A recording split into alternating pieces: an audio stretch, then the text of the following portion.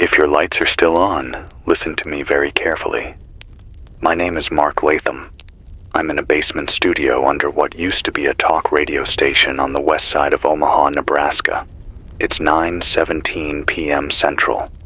Outside, the sky is black, no stars, just a heavy low ceiling of cloud, the kind that presses down on the city and makes every sound feel closer than it should be. Rain started about an hour ago.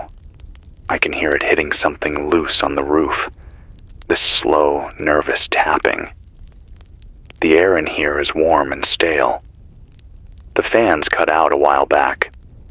We're running on a small diesel generator that smells like it came off a farm, and if that thing quits, so do I. If you're hearing this, you're tuned somewhere between 710 and 720 on the AM band. The dial on the board says 714 kilohertz.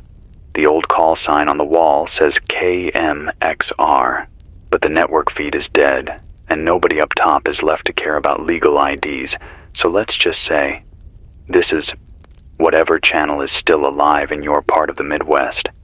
If your radio has a little red light by the tuning knob, and that light is glowing, cling to it. This might be the last human voice you get for a while. I'm not reading from a script.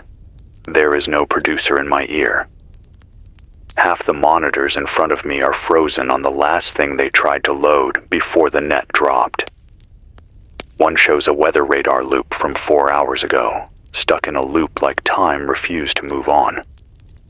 Another has a blank newswire window with the cursor blinking, as if someone will still type. The only thing that's up to date is this digital clock on the wall, and I'm trying not to stare at it too much. You already know something is wrong. You don't need me to tell you that. You've seen it, or you've felt it. Maybe it started for you when the power flickered and your phone signal dropped for the third time today. Maybe when the TV died in the middle of some press briefing. Maybe when every channel, every app, every site started showing that same red stripe with the same warning tone, and then even that disappeared into static. I'll tell you when it started for me. 3 days ago, Friday night, I was filling in on the late slot.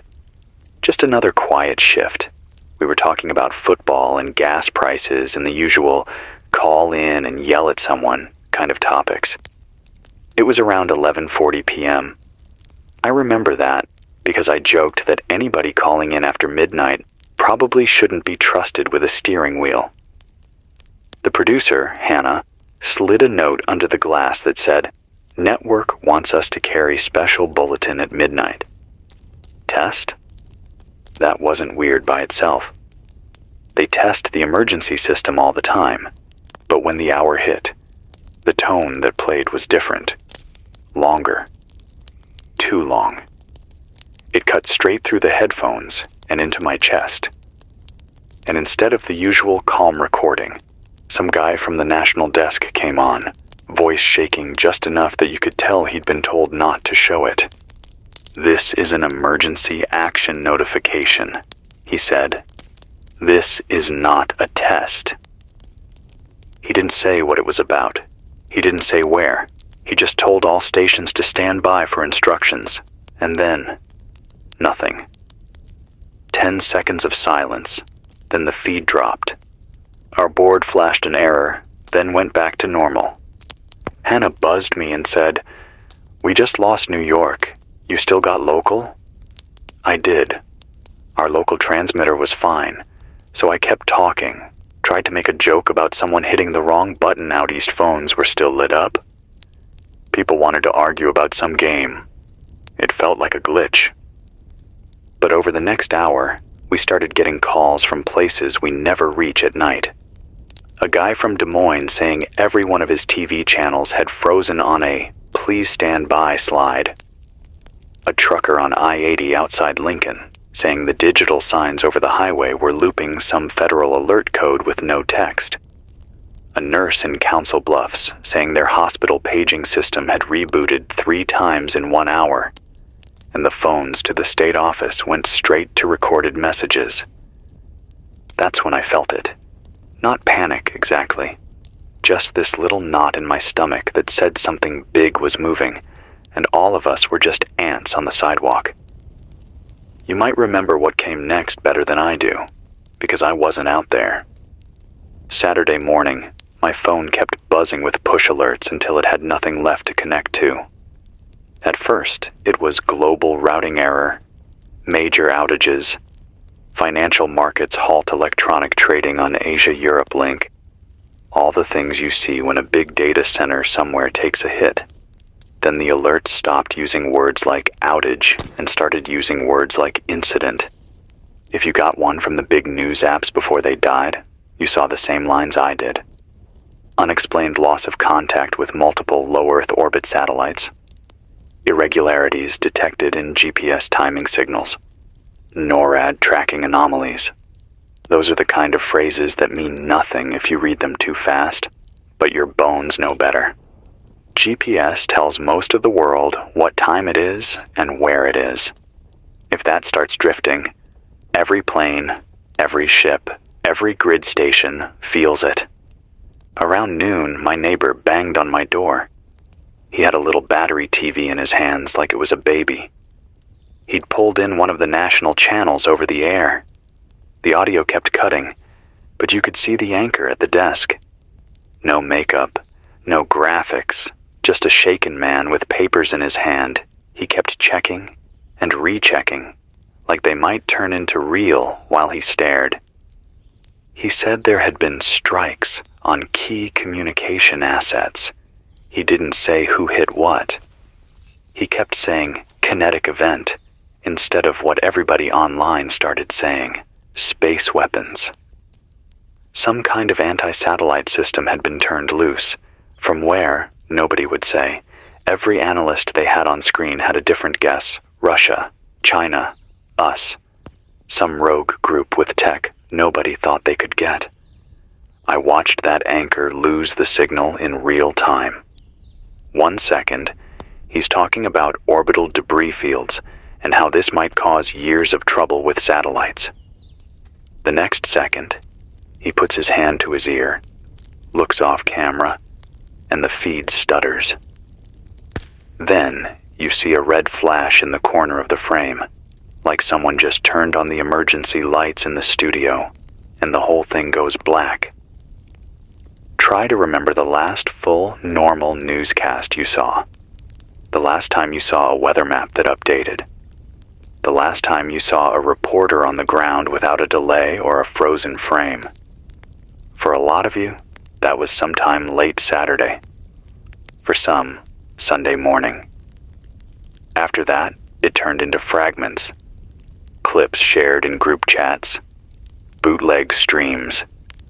Somebody pointing their phone at a dying TV and posting it before their connection dropped. A sentence here, a scream there. By Sunday afternoon, every big network was either looping the same recorded emergency feed or showing nothing at all. That was the first sign the grown-ups weren't in control anymore. You don't need me to rehash every rumor that flew around after that. You've heard your share.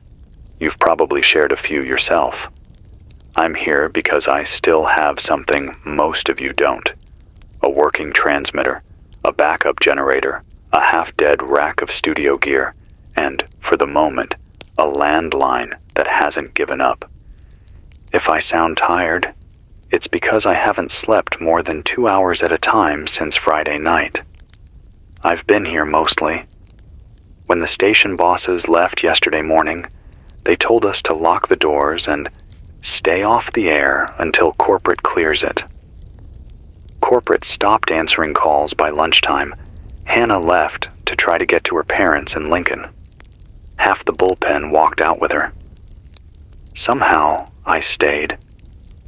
Maybe I didn't want to go out and see what the streets looked like.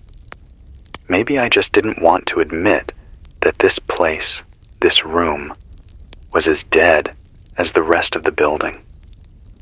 An hour ago, I walked through the empty halls with a flashlight and grabbed every bottle of water from the vending machines. Most of the offices are dark desks, half cleared like people thought they'd be back Monday. There's a jacket on the back of a chair down the hall that still smells like someone's perfume.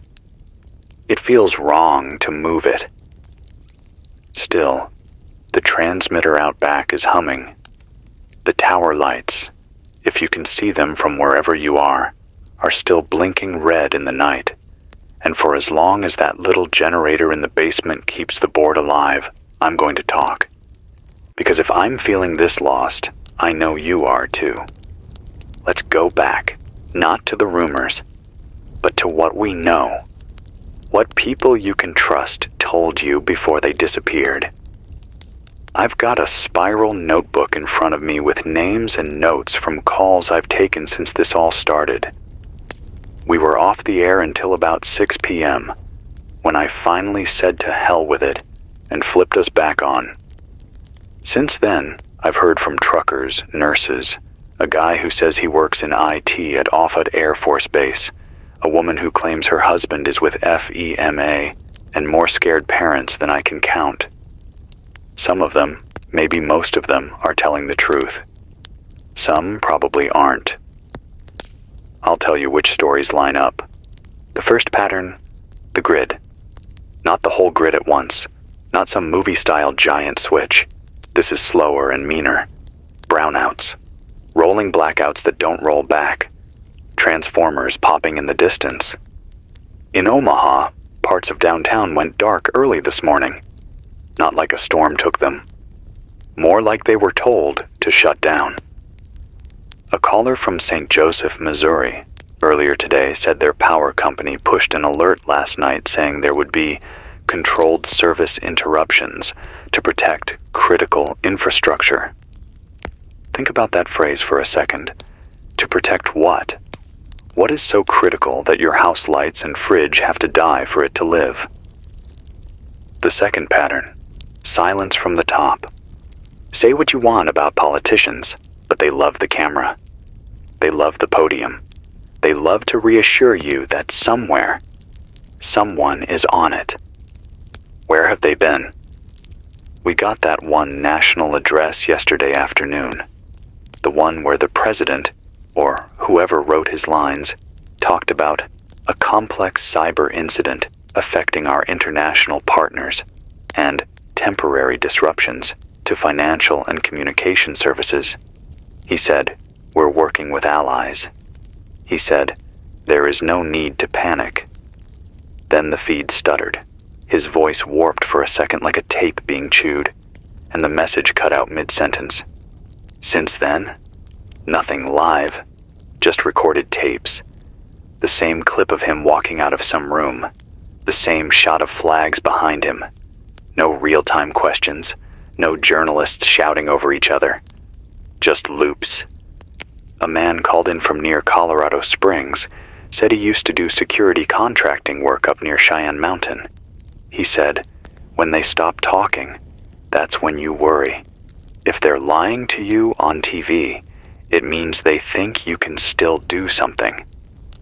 If they're not on TV at all, it means they don't think it matters what you hear anymore. Maybe he's right. Maybe he just wanted to sound important. But I can't shake that line. The third pattern, the skies. Not what's in them, what isn't. Commercial flights thinned out fast. On Saturday afternoon, the sound of jets over the city kept cutting in and out, like traffic on a highway with random exits blocked by Sunday morning. It was mostly quiet. The few planes that were still up there started circling, then heading back east or west in straight lines. Earlier today, around noon, I stepped outside with a cup of coffee that tasted like burnt mud and counted. From horizon to horizon, I saw 2 contrails too. For a city that sits under as many routes as Omaha does, that's not normal. A caller from Chicago said O'Hare looked like a parking lot yesterday. Planes lined up with nobody moving. Another from near Dallas said he saw military cargo planes climbing hard to the north. No running lights, just dark shapes against the afternoon. Here's something that still gives me chills. Around 3 p.m., we got a call from a guy in western Kansas, outside Hays. He said he drives one of those crop dusters when times are good, and yesterday he dusted his last field for a while. Today he was standing out near his hangar, trying to get an AM station like this one, when he heard something overhead. "I thought it was one of ours at first," he said, "but it didn't sound right. Too loud. Too low. No blinking lights." Then the dog started whining and ran under the truck. When it passed overhead, my phone lost its mind. Signal bars went from 3 to 0 to full to 0, all in 10 seconds. Then the plane was gone, heading east, and my truck clock reset like I'd just disconnected the battery. What the hell does that? I don't know. Maybe some new kind of jammer. Maybe something else. But he's not the only one who called in with stories like that. Phones glitching when something passes overhead. Car dashboards resetting. Shortwave radios squealing on every frequency at once. Some people, like that contractor near Colorado Springs, think we're under some kind of coordinated attack. Not the kind with bombs and tanks, the kind that makes your own systems eat themselves. Kill the satellites, twist the timing signals, spook the sensors, and the machine starts ripping itself apart. Others think it's a cascade effect. One bad bug in some core software somewhere that got pushed out to the wrong systems. A bad patch that bricked half the brains that run the net, the grid, the markets. Maybe somebody tried to fix something in a hurry and made it worse. Then there are the darker theories. The ones you hear in the second half of the night when the calls get slow and the voices get low. A man from near Barksdale Air Force Base down in Louisiana said he swore he saw what he called silver birds climbing faster than any cargo plane with a different engine note. He said they went up and didn't level off. He watched until his neck hurt. Then he went to check his phone, and every app that used to give flight data gave him either nothing or restricted. A woman near Bangor, Maine, said her brother works on a ship. He radioed once, late yesterday, said they'd been ordered to change course. Then radio silence. She tried to laugh when she told me, but started crying halfway through the call. I'm not going to lie to you. I don't know which of these stories are true and which are just fear with a face. I know some of you are yelling at the radio right now saying, "Just tell us what's happening." I wish I could. If someone out there has the full picture, they aren't talking to people like us. They're locked up somewhere deep in concrete, talking into secure lines, hoping the antennas that feed those lines are still there tomorrow. So here's what I can do. I can be honest about what I see outside this studio and what I hear from you. I can tell you what's happening in Omaha tonight, and maybe you'll hear your own city in it. I walked up to the ground floor about an hour ago. The lobby of the building has big glass doors that look out onto the street. Usually you see traffic at this hour. People headed to late dinners. Kids in hoodies. Buses moaning as they pull to the curb. Tonight, the street looked like someone hit pause. Most of the buildings across the way are dark. The only lights are from a few windows where people have candles or battery lamps going. Every few minutes, a police car crawls by with its lights on, but no siren. You can hear distant shouts sometimes, but muffled, like the city is trying not to disturb itself. Up the block, the traffic lights are all stuck on blinking red. No crosswalk signals, no countdown timers. Just that red eye winking at nobody. I saw a group of kids, maybe teens, standing around a shuttered gas station, passing something back and forth. One of them kept looking up at the sky, like he expected it to crack open. Still, it's not chaos. Not here. Not yet. People are scared, but they're staying inside. That might change. Fear doesn't stay still for long. I'm getting ahead of myself. I said this would be real time, so let's make it that. I've got one open landline into the board. The other is dead. If you still have a landline, or if your cell can still call out over whatever towers are left, try this number, 402-555-0194. If it rings, and if I can pull you into the board, I want to hear what it's like where you are. Tell me your first name, your city, and one thing you saw today that told you this was more than a glitch. While we wait to see if anyone gets through, I'm gonna look at the only feed I've got that still shows anything. It's an old shortwave tuner someone left in the corner years ago as a gag. End of the world radio, they called it. Tonight, it's the only thing that feels honest. I've got it tuned low, just loud enough to hear when something cuts through the hiss.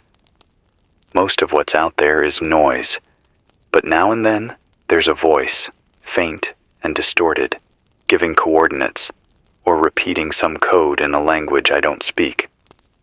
Once, about 20 minutes ago, I heard what sounded like a weather station voice reading wind speeds and temperatures, then a string of numbers that didn't match anything on the map. I don't know what any of it means. Maybe nothing. Maybe everything. We've got our first call. Line 1. You're on. Can you hear me? Yeah, I hear you. Is this really live? You're on the air. What's your name and where are you calling from? My name's Aaron. I'm in Jersey, Newark, or, just outside. The lines are weird, man. I've been trying to call my sister for like hours, and you're the first thing that picked up. Aaron in Newark. All right. How are things there? As of 9:24 p.m. Central. That's 10:24 your time. Dark. Mostly. We got power in our block, but my cousin 2 streets over says they've been out since like noon. The city looks wrong. We drove up to this lookout earlier. You can see half of Manhattan from there. Usually it glows, you know. Tonight it's like someone took a bite out of it. South Side is just gone. Like a teeth mark in the skyline. Gone how? No lights. None. Except, like, this one greenish glow from somewhere near the river. My buddy says it's maybe some emergency thing at a port, but I don't know. And there's smoke. You can't really see what's burning, but there's this low layer of smoke just sitting on the water. Smells like metal and plastic. My throat's all messed up.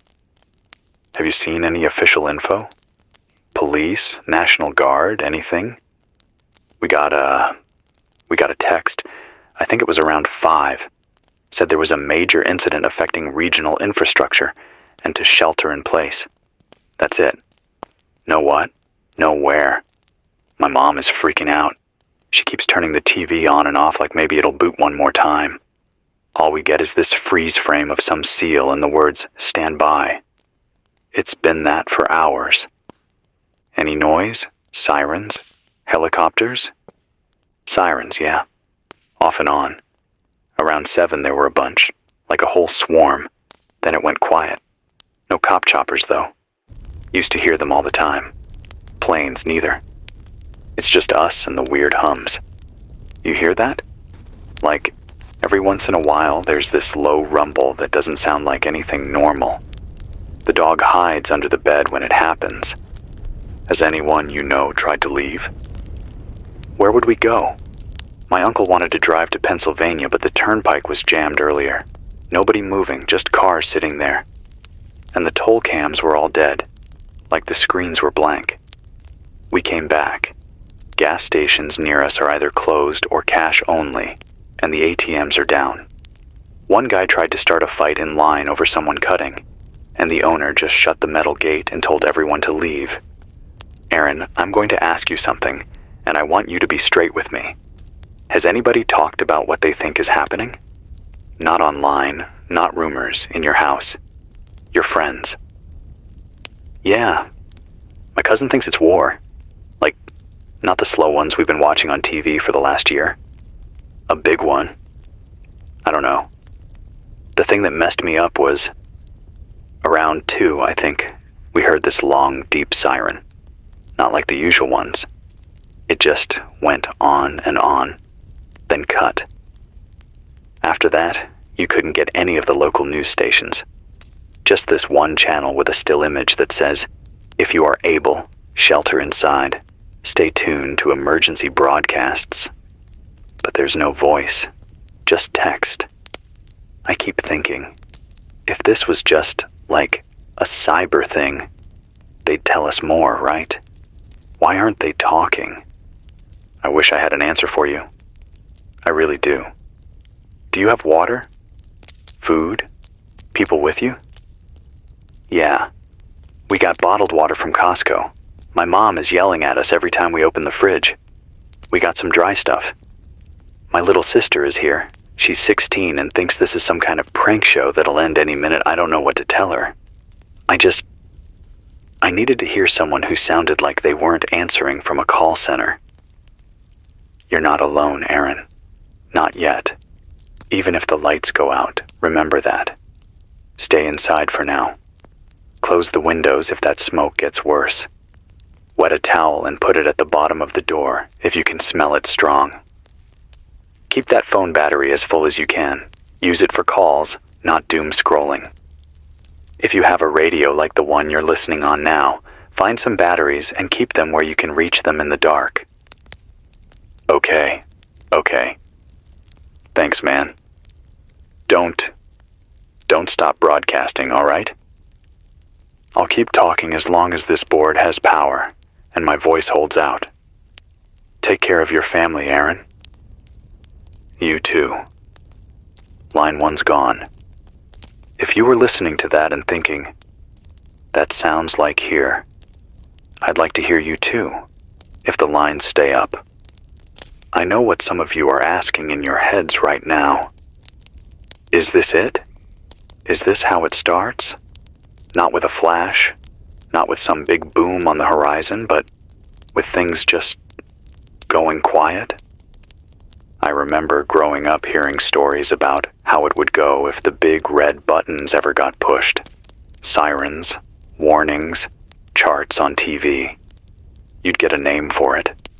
Something short and sharp they'd slap on the bottom of the screen. But what if it doesn't happen that way? What if the first moves are made out of sight, in space and in wires and code, and by the time the rest of us feel it, the pieces are already locked? Earlier today, that IT guy from Offutt called in. I said I'd circle back to him. Let's do that now. He didn't give me his real name. I'm not going to repeat the one he used, because if he's telling the truth, I don't want to make it any easier to track him. He said he works in some building near the base, one of the ones that keep the servers cool and the screens lit. He said on Saturday morning, before most of us knew anything was wrong, they started getting alerts about data integrity problems from locations around the world, mostly satellite ground stations and some undersea cable hubs. As the day went on, he said, the alerts started coming closer. Closer as in, the systems that watch the systems were getting hit. It was like someone was peeling the layers, not all at once, but in a pattern, like they were testing how far they could push before someone hit a big red off switch. I asked him if this could be a glitch, some kind of bug. I've seen glitches, he said. Glitches are messy, random. This wasn't random. This was like watching someone play a piano with purpose. They hit this note, then that one, then wait for the echo, then hit 3 at once. I asked who he thought was playing. I don't know, he said. What scared me wasn't what was breaking. It was what wasn't. Some links never even flickered. Those are the ones that matter when you've got planes in the air and boats in the water and certain things in silos. Those stayed green on every screen, like they were protected. Or like the people who wrote this thing didn't want those parts touched yet. Then he said something I keep hearing in my head. When something this big moves, it means someone thinks they can control what comes after, or they think what comes after doesn't matter.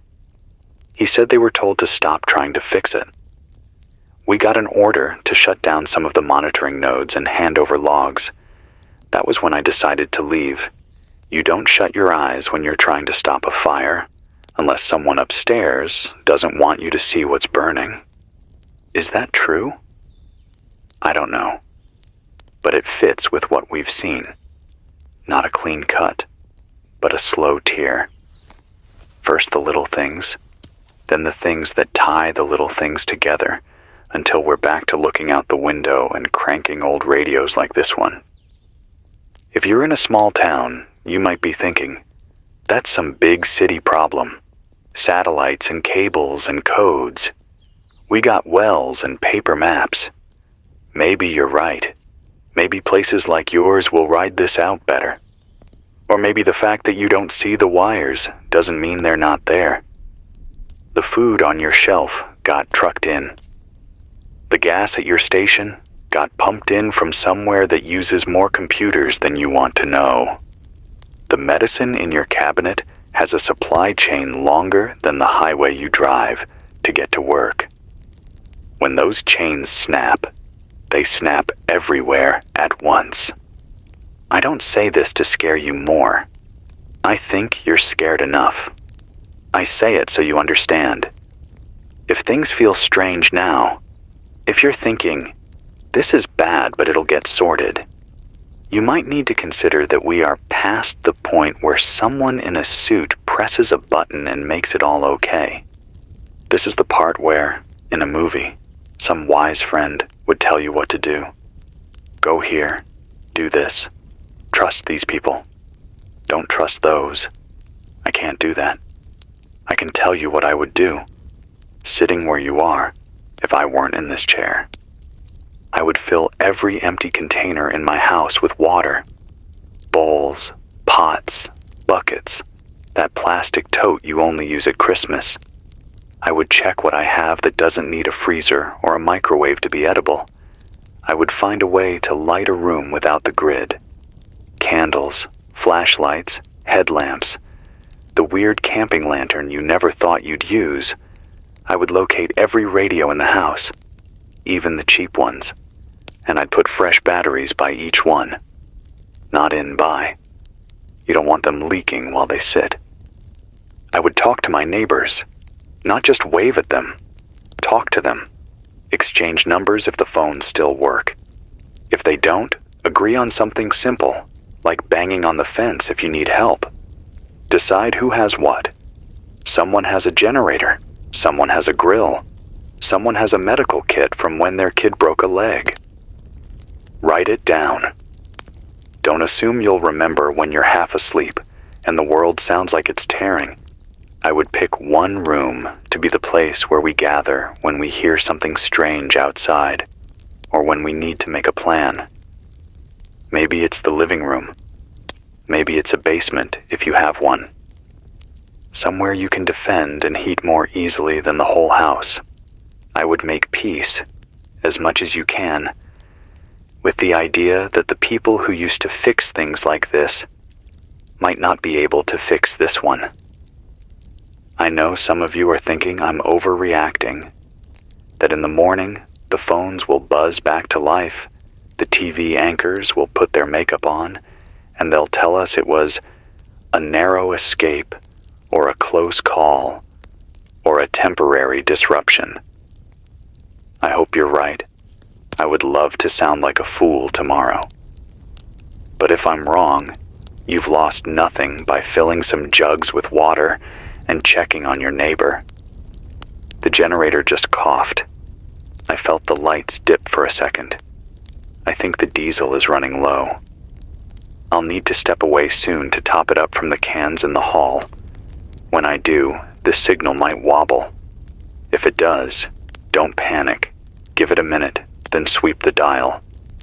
I'll be here somewhere between 7:10 and 7:20, as long as the tower stands. Until I step away, the line is open. 402-555-0194. If you can get through, if your voice can reach this room, I want to hear it. Your town, your street, your sky.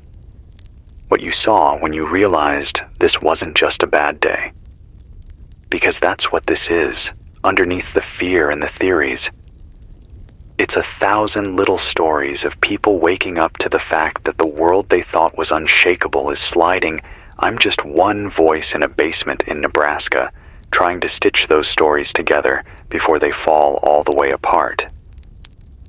Line 1 is blinking again. That didn't take long. If you're just tuning in, this is Mark Latham, somewhere around 7:14 a.m. out of Omaha, Nebraska, broadcasting from a basement that smells like spilled coffee and diesel. Let me check the wall clock. 9:41 p.m. Central now. The rain on the roof sounds heavier. The pipes above me creak like an old ship every time the wind hits the building. I'm going to grab this call before the line decides it's had enough for tonight. You're on. Can you hear me? Yeah, I got you. It's a little fuzzy, but I hear you. What's your name, and where are you calling from? My name's Claire. I'm in Minneapolis. Well, technically a suburb south of it, but close enough. All right, Claire near Minneapolis. How's it looking up there? Like the world is tired and wants to lie down. I'm in my car right now, actually. I had to start it to charge my phone. The power went out around 4. It came back for a bit around 6, then dropped again. The house got cold fast. We've got a baby, so I'm sitting in the driveway with the heater running, watching my breath fog up the windshield. It feels wrong, just running the engine like this.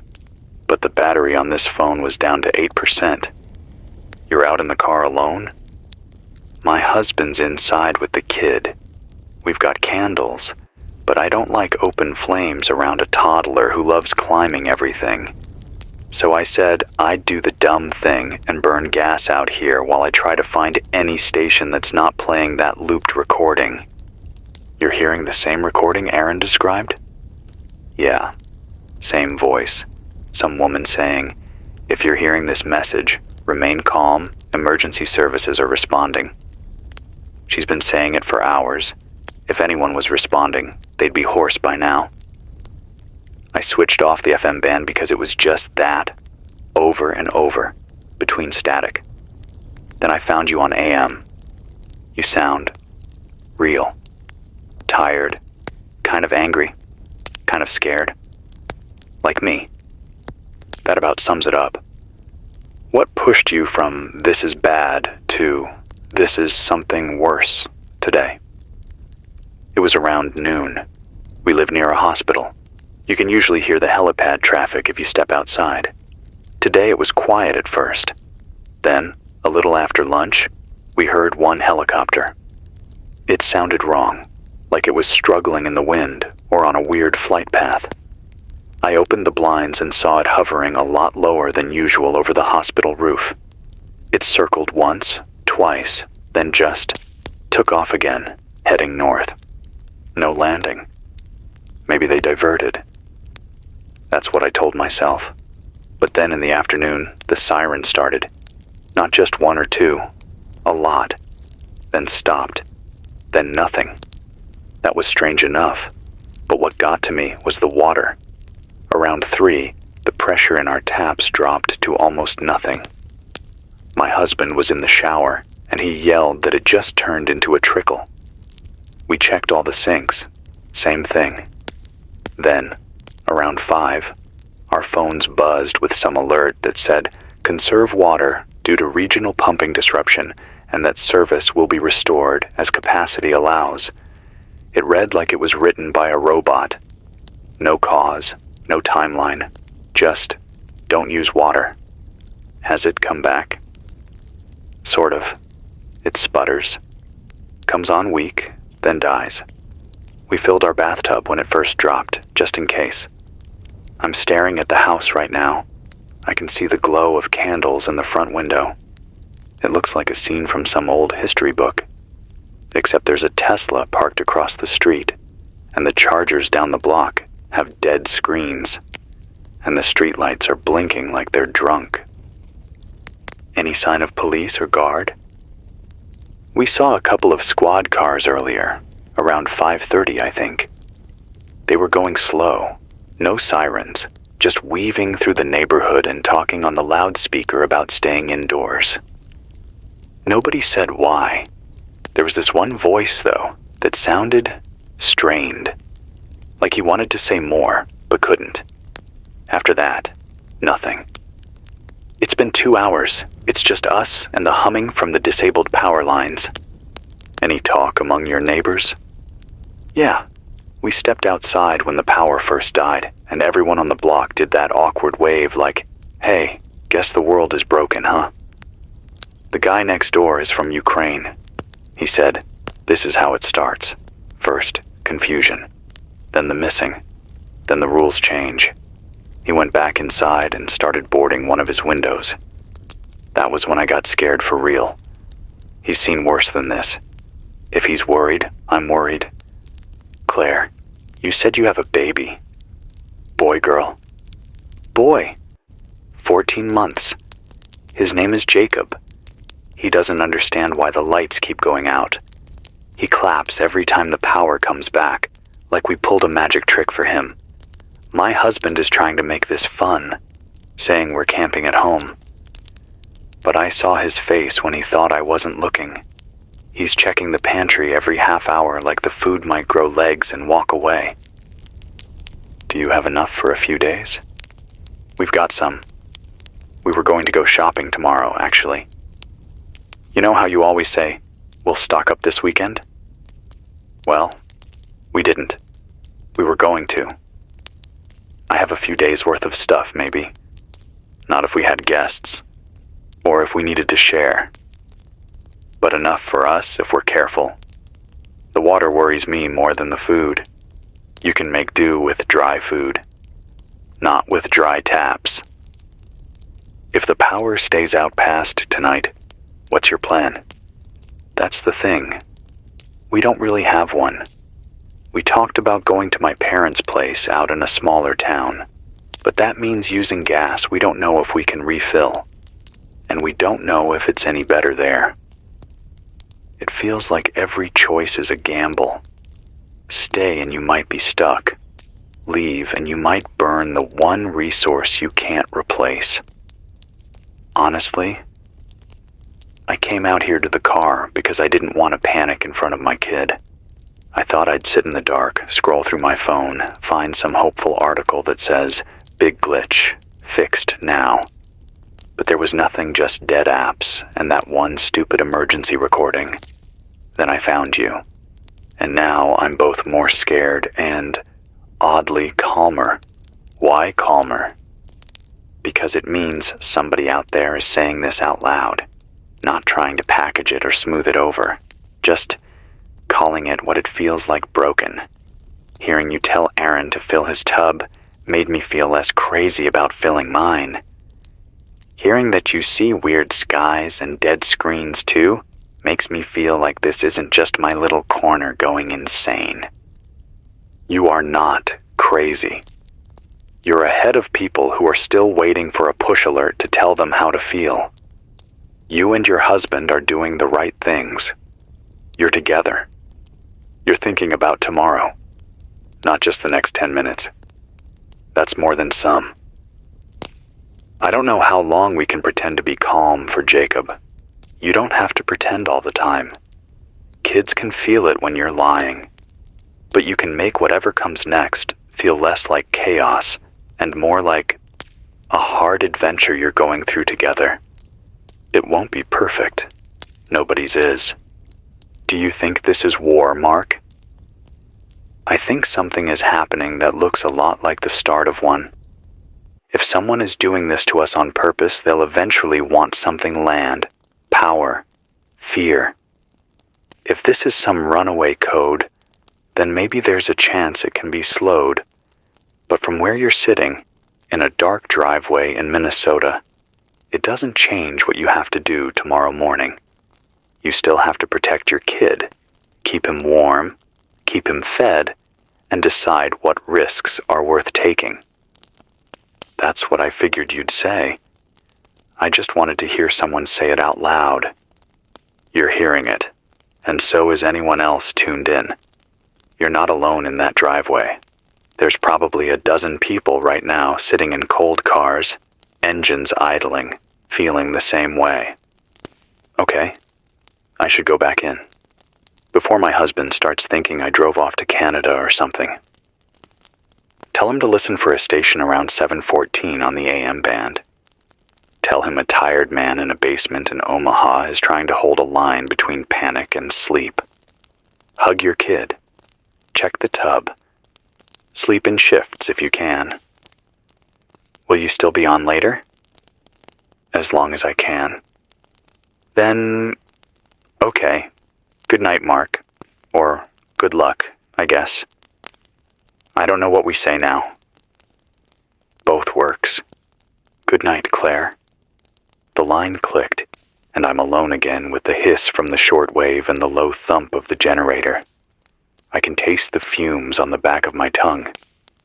The studio feels smaller every time I hang up, like each voice pulls the walls in a little closer. If you're in a quiet house somewhere and you heard that, you might be thinking about your own water, your own neighbors, your own kid asleep down the hall. That's the thing about this kind of slow break. It doesn't care if you're in a high-rise in Manhattan or a farmhouse in Iowa. It finds you through taps and wires and screens just the same. The shortwave just jumped. There's a voice on there now, thicker static than before. I'm going to turn it up for a second. If you hear a change in tone over this signal, that's why. As station identify, repeat, this is FEMA Region 7 Emergency Relay, broadcasting on HF 5.325 MHz. If you are able to receive, acknowledge with call sign and location civil order measures now in effect for. It's gone, like someone sliced the wire on their end. One moment, firm, practiced words. The next, just the ocean of hiss again. No warning, no fade, just cut. Region 7. That's us. Nebraska, Iowa, Kansas, Missouri, and a couple of others. Civil order measures. They're using the careful words, the ones that mean the harsher ones without saying them. Curfew, restrictions. Maybe something closer to martial law without the courage to name it yet. If anyone out there has a working shortwave rig and knows how to reply on those frequencies, you heard that too. If you're one of those old-timers with a basement full of wires your family makes fun of at Thanksgiving, your moment just came. They're asking you to talk back, to say, we're out here, to let them know which towns still have voices. The landline's light is off again. Either nobody's calling, or the central office fell over for a bit. I'll give it a minute before I try something I'm not supposed to do. Dialing out from the board. This console was built for a calmer age. It has physical buttons for news networks that used to be taken for granted. Network A, Network B, sports, weather. All dark. But down at the end, near the edge of the console, there's this row of old-school line keys. For years, they've been labeled with fading tape. City desk, police, county, hospital. I don't think anyone has used them since the phones went fully digital. But the ports still exist in the wall. Someone once thought it was important to be able to call those 4 numbers with one press. I'm going to see which of those still ring. If the generator dies while I'm doing this, you'll know. The silence will be sudden. Until then, if you lose me for a few seconds or hear some dry clicks, that's me stabbing at numbers like a guy trying to wake up an old friend. City desk line first. I hit the key. I hear a click in my headphones, then a long, empty hum.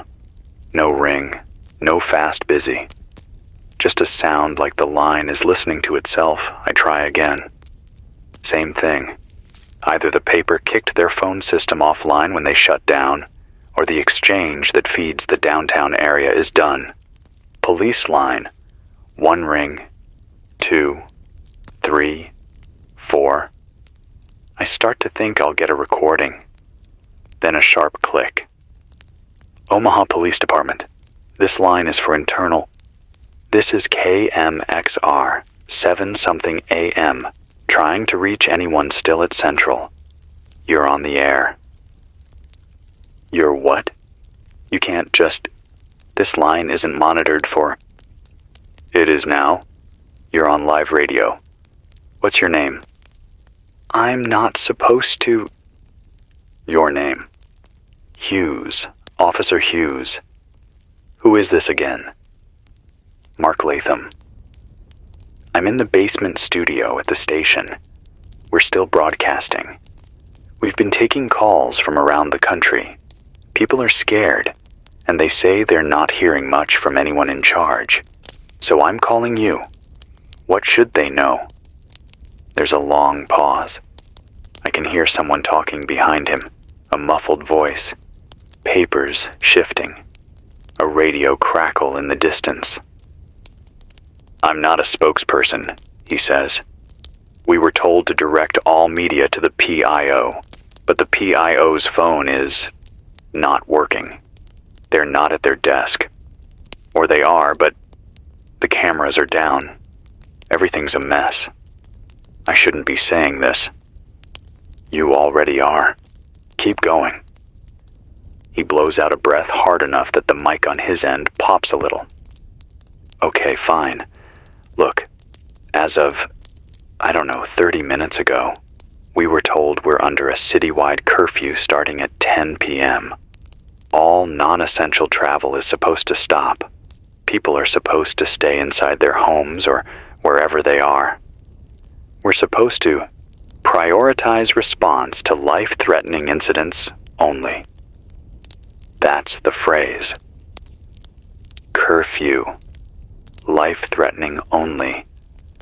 What counts as life-threatening on a night like this? Good question. The calls haven't slowed down just because someone sent a memo. We got people wanting welfare checks on Grandma, alarms going off at stores because the power flickers, fender benders at intersections where the lights are out. And then we've got the real stuff. Robberies, fights at gas stations, people calling in shots fired because everyone is jumpy and hearing things. Some of those shots are real. Some are people dropping things in their own house and panicking. Are you getting any guidance from higher up about what's actually happening? Is this just a power and net issue, or is there something more? I'm a guy in a room with a headset and a badge. They don't tell me anything they don't have to. We got a briefing earlier that mentioned ongoing cyber interference with regional systems and potential foreign involvement. They said to be on the lookout for unusual military activity, whatever that means. We've also been told multiple times to keep an eye on large gatherings and to discourage civil disturbances by visible presence. Large gatherings where? Anywhere people might line up for gas, for food, for information. There's a crowd outside one of the big box stores out west right now. They closed early. People don't like that. The managers wanted us to stand in the parking lot to make everyone feel better. We had to tell them we don't have the manpower to babysit their doors all night. Have there been any orders to help move people? Evacuate certain areas? Or is the message just stay home? Right now, the message is shelter in place. I haven't heard the E word yet. If they were going to move people, they'd need buses, working signals, fuel. All the stuff that's already falling over. So for now, it's stay where you are.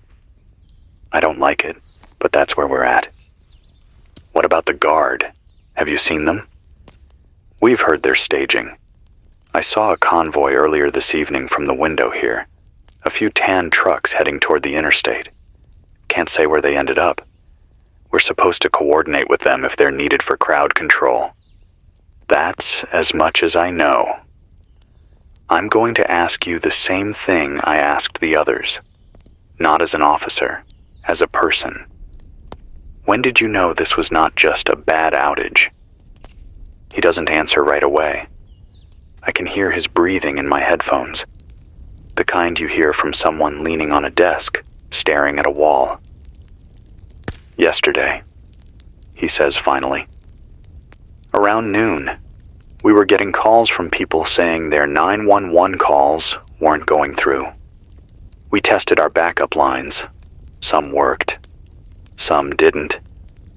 Then we got told we had to share our backup with another county because their center couldn't get any calls at all. We're not built to handle that. We heard rumors that some smaller towns weren't getting any ambulance dispatch because the mapping software went haywire.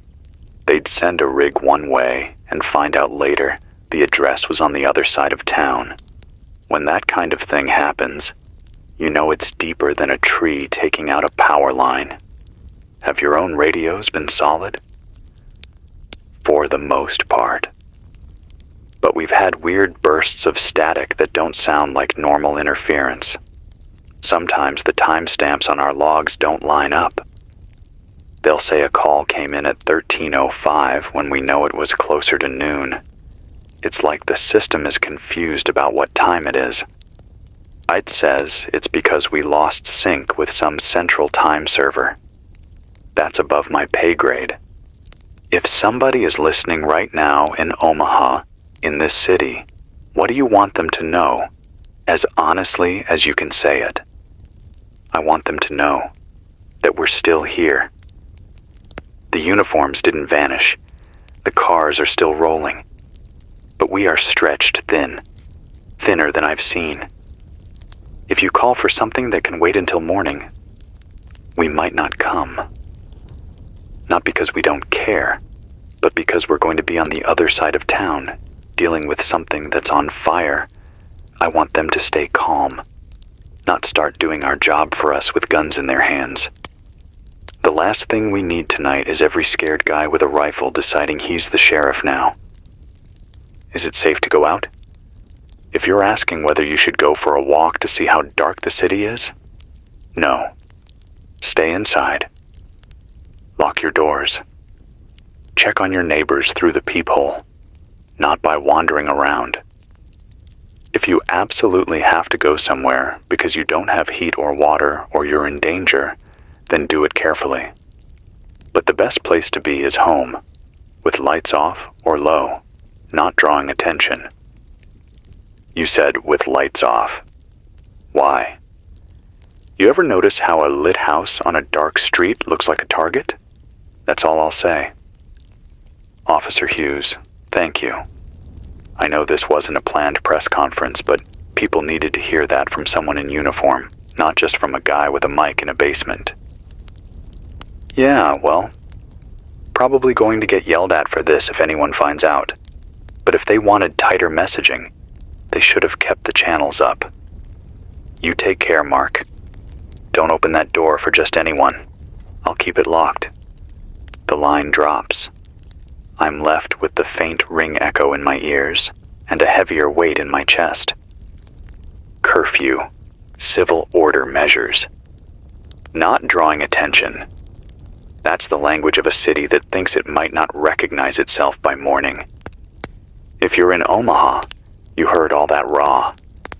If you're somewhere else, maybe your own version of Hughes is saying the same things in your city on some other channel. Or maybe they're not saying anything at all. The generator coughs again. I glance at the indicator I rigged up. Just a cheap power strip light I can see from the board. It's still on, but dimmer. I'm going to have to step away soon. whether I like it or not. When I do, the signal might wobble. If it does, don't start spinning the dial in panic. Give it a minute. Then, if we're gone, sweep to either side. Old transmitters drift when they're tired. Before I top up the diesel, I want to read something I wrote down earlier that's been bothering me. It's from a call we got, off air, before I decided to break ranks and go live. A guy who said he used to work at a place that tracked objects of interest over North America. He was careful. He never said the 3-letter abbreviations you're thinking of, but he said this. We used to have a saying, if it's in the sky and we can't see it, worry if it's on the ground and we think it's in the sky, panic. What he meant was, if your sensors are blind, that's bad. But if your sensors are lying, that's worse, because then you can't trust any warning. You might think something is distant when it's right on top of you. Think about that when you remember all the reports about tracking anomalies and radar irregularities. If the system's meant to warn you, stop agreeing with each other, the people who rely on them go dark. They don't go on TV and say, we're blind. They go into rooms without windows and talk in low voices until they decide whether to fire or stand down. We are living in the gap between those voices and their actions. The shortwave jumps again. A different voice now. Male this time. Tired and brittle. Emergency action message follows. Alpha 9. Repeat. Alpha 9. All stations receiving this signal. Acknowledge by. Cut. Again. No end. No sign-off. Just static. I don't know what Alpha 9 is. Maybe some prearranged code for units listening on that band. Maybe just another piece in a puzzle we'll never see the full picture of. But it tells me one thing. Somewhere, beyond this basement in your living room, there are still people trying to pass messages through a broken sky. The landline light flickers, then stays dark. All right. I'm going to have to baby this generator now. I'm going to leave the mic live while I go top it up. If you hear me breathing heavier, that's just me wrestling with 5-gallon cans in a narrow hallway. If the hum cuts, that means I bumped something I shouldn't have. I'll fix it if I can. If we lose each other for a bit and you're sitting there in sudden silence, remember what Officer Hughes said. Stay inside. Keep your lights low. Don't play hero in the street. And remember what Claire did. Fill what you can. Talk to who you can trust. Don't wait for someone far away to give you permission to prepare. I'm taking my hands off the board now. God help us if something big decides to happen in the next 2 minutes while I'm down in the generator room. I'm back. If you're still hearing me, that means I didn't flood the engine or set the building on fire, which I'll take as a win. The hum is deeper now. Fresh fuel does that. It vibrates the desk under my arms like a slow heartbeat. It's 10:03 p.m. Central. Curfew time, if you believe the orders Hughes got. Outside, the rain has slowed. The kind of light drizzle that just sits in the air and makes everything shine under what few lights are left. I can hear a distant siren. No, more than one. They sound like they're moving fast, heading east. The landline light is on again. I stab the button. You're on. Who is this? Hi. Is this the same guy from before? The... Mark? Still me. Who's this? My name's Luis. I'm calling from El Paso, Texas. I had to try like 6 times to get through. The lines kept dropping. You made it. How are things down there? Hot. Too hot. It's supposed to be cooler by now, you know. Late fall, nights should be nice. but it's like the air didn't get the memo, and the sky looks wrong. The sunsets look like fire all along the horizon. Maybe it's just my head messing with me, but everyone on my street keeps saying it feels like something's burning out there, even when we don't see smoke. You near the border itself, or further in? Further in. We're not in the middle of the downtown stuff, but we're close enough that when something happens, we feel it. The highways are busy, or they were. What made you call? Two things. The first is the checkpoints. We've had Border Patrol checkpoints forever. They're normal. You drive, you stop, they look at you, they wave you on today. They were different. There were more of them. And they weren't just looking in cars. They were taking plates down by hand. They had notebooks. One guy was looking at a paper list. Who writes down plates on paper in 2025? It looked like their systems were dead. No laptops open, no handheld scanners, just men with rifles and pens. Did they say anything? Just told us that, for our safety movement in and out of certain areas, was going to be limited until further notice.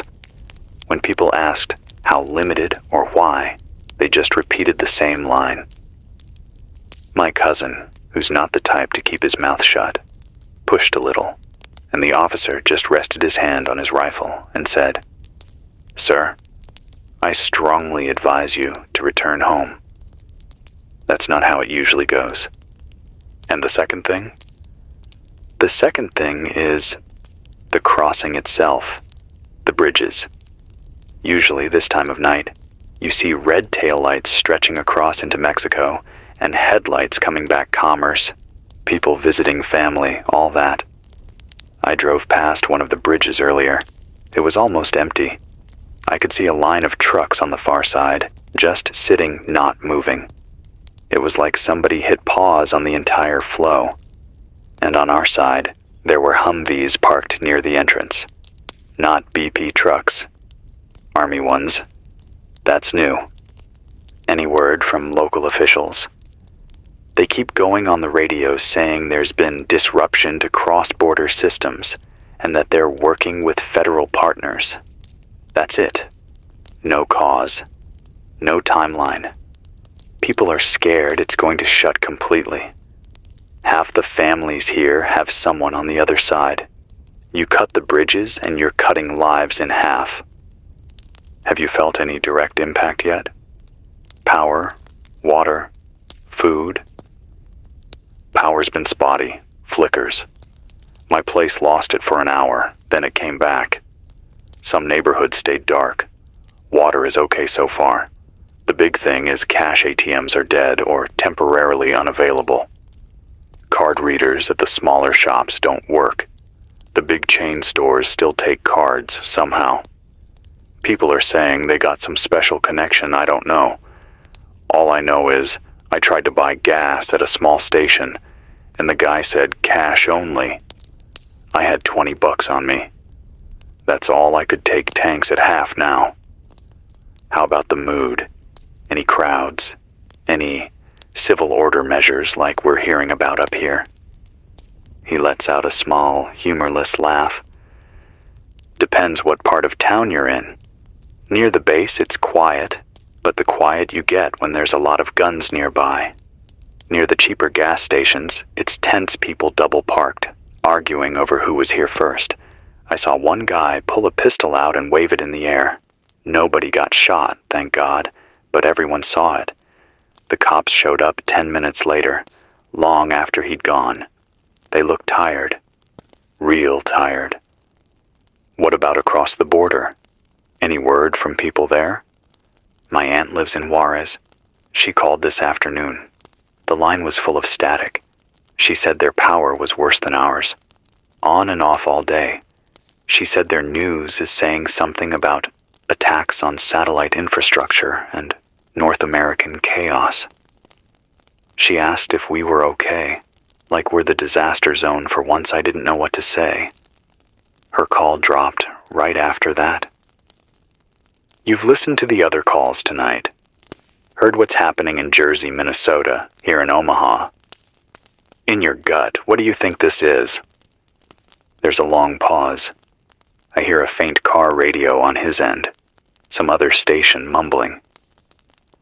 I think someone wanted to see what happens if you kick the legs out from under the table without flipping it. Not smash everything, not right away. Just knock out the parts that move money and information and trust. See how long it takes for us to start tearing at each other. I'm not smart enough to know who'd do that. I just know what it feels like. Like we're all standing on a rug and someone's fingers are curled around the edge, waiting. Luis, do you feel like staying put is safer for you and your family? Or are people talking about heading north or south? Some are talking about going deeper into Mexico, to family in smaller towns. Others want to go north, away from the border, in case things get weird down here, me. I'm stuck in the middle. My parents are on this side. My grandmother is on the other. If they shut the bridges, I don't know when I'll see her again. I don't even know if I'll be able to call her. The idea of being locked into a side, like the days of walls and iron curtains, scares me more than the dark. If you had one thing you want anyone listening in the rest of the country to hear from someone in a border town, what would it be? He doesn't answer right away. When he does, his voice is softer. Whatever is happening, it won't stay where it starts. Don't think, oh, that's just the border, or that's just New York, or that's just some base in the middle of nowhere. The cracks will run through all of it sooner or later. So don't wait until your street looks like ours before you start taking this serious. That's all. That's enough. Thank you, Luis. Stay safe. Stay close to the people you trust. You too, man. And, hey? Yeah. If the signal stays up and we still have power tomorrow, I'll call again. It helps to say this stuff out loud. I'll be here, as long as the diesel holds. The line drops. The studio feels even smaller. The map in my head gets bigger, though. Jersey, Minnesota, Nebraska, Texas. 4 points in a big fraying net. If you're listening to this in a place I haven't heard from yet, the Pacific Northwest, the Deep South, the Plains, the coasts, I want to hear from you, too. Not because I think you have answers I don't, but because your piece of the puzzle tells everyone else how wide this thing really is. The clock on the wall ticks over to 10:14 p.m. The building shifts around me as the night settles in. Somewhere above, a door slams. Might be the wind finding it. Might be some last staff member deciding to finally leave the hallway lights buzz, cycling between dim and bright. The air in here is warmer now from the generator heat. My shirt sticks to my back. My throat is raw. I'm not going to pretend I'm some unshakable voice of reason. There are moments between calls when I stare at the empty producer's chair across the glass and feel this wave of panic skate across my ribs. The part of me that wants to lock the studio, run to my car, drive out of the city and not look back is still in there somewhere. But every time I lean toward that thought, the phone light flickers again, or the shortwave spits out another half-finished message, or I picture someone like Claire sitting in a cold driveway listening to dead air because I decided to save my own skin. I never thought my job would mean this much to anyone. It was just talk. Filler between songs and sports and ads for lawn care. Now it's the only thread some people have. I can feel myself changing, even in these few hours. At the start of tonight, I was just annoyed, angry even, that nobody in charge was talking straight, that they left people like us to fill the silence. Now I'm something else. Tired, yes. Scared, absolutely. But there's a thin wire of resolve running through it, a stubbornness I didn't know I had. they aren't going to say what this feels like, I will. The landline light blinks again. I take a breath, feel my lungs stretch against the stale air, and hit the button. You're on. Who's this, and where are you?